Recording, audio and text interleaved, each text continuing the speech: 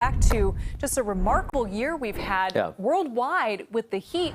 But here in the Bay Area, we have been so fortunate. I know today was unstable a little bit, but and it was hot inland today, but kind of normally hot for this time of year. We haven't had any prolonged, extensive heat waves in our neck of the woods, but other parts of the country, other parts of the world, whole different story. Some new data from Berkeley Earth came out today saying it is likely that 2023 is going to be recorded as the hottest year on record on a global basis. And with El Nino looming, 2024 could top even that level. So incredible. We have been fortunate so far. We did have some pop-up thunderstorms today. We'll take a look at that in a second. But tomorrow, I think we remove those from the equation. Other parts of California, specifically the High Sierra and far northern California, still had the chance for some pop-up showers and thunderstorms, but just passing clouds over the Bay Area. Still kind of a muggy feel to the atmosphere, and with the heat inland, it's not all that comfortable out there. This is still what's left of Eugene, that tropical system that sent the moisture into the Bay Area, which led to those pop-up showers and thunderstorms yesterday. We do have a thunderstorm out there right now.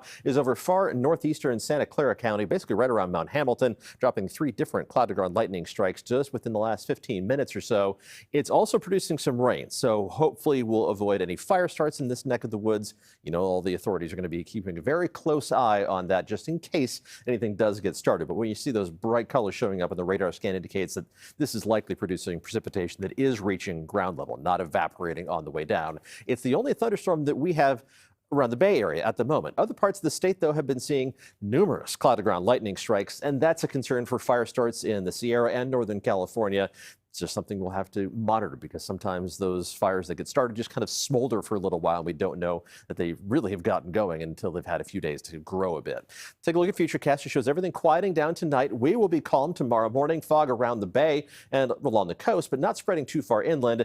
Now, Futurecast does indicate potential for a couple more showers to pop up in the North Bay around midday into the afternoon. About a 1 in 3 chance of that actually happening, so lower than 50-50 odds. The better chance of those showers and thunderstorms once again will be in Northern California and the High Sierra. And the heat is not going to go away for a couple more days.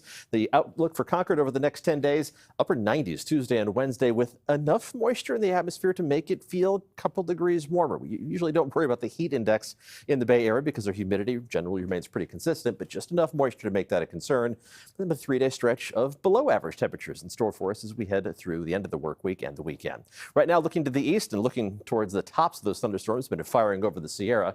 Temperatures are in the 60s in San Francisco, 70s in Oakland, but a mix of 80s and 90s inland, with similar temperatures in store for us tomorrow. Closer look at that fog, which is going to be confined. Actually, we'll do that in a second. Want to give you the Giants forecast as they take on the Tampa Bay Rays this evening. Game time is at 6:45. Temperatures at that point will be in the mid-60s, just a couple degrees cooler than they are right now, but it looks like a very nice evening at Oracle Park. Now let's talk about the fog. It's going to be mainly confined to around the bay and along the coast, may push into the inland valleys of the North Bay, but it should dissipate quickly. And temperatures are going to warm up quickly once that fog dissipates. A lot of 60s on the map, another reflection of the increased amount of moisture in the atmosphere.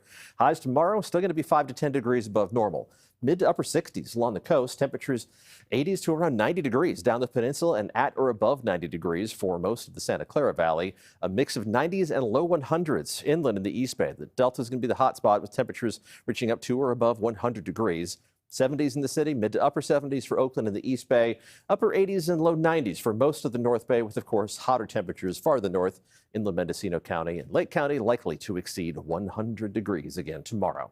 Temperatures will back down to near or slightly below normal levels by Friday, Saturday, and Sunday. It's a modest roller coaster ride around the bay. No huge swings because we don't lose that onshore influence.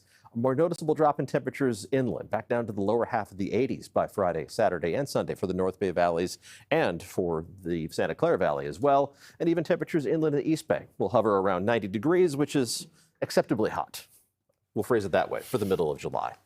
I can accept it anyway. It is kind of bizarre, though, when you see lightning during the summertime, even though it's not abnormal. I was coming back from Sonoma yesterday, and we saw some lightning in the distance. It's like, oh, that's kind of weird. It's that tropical moisture, and we're coming up on the 3rd anniversary of the lightning barrage that started all those fires back in August of 2020. That's actually Wednesday is the 3-year anniversary of that. Unbelievable. Yeah, we can't. Yeah, always. Let's avoid that. Let's definitely. Yeah.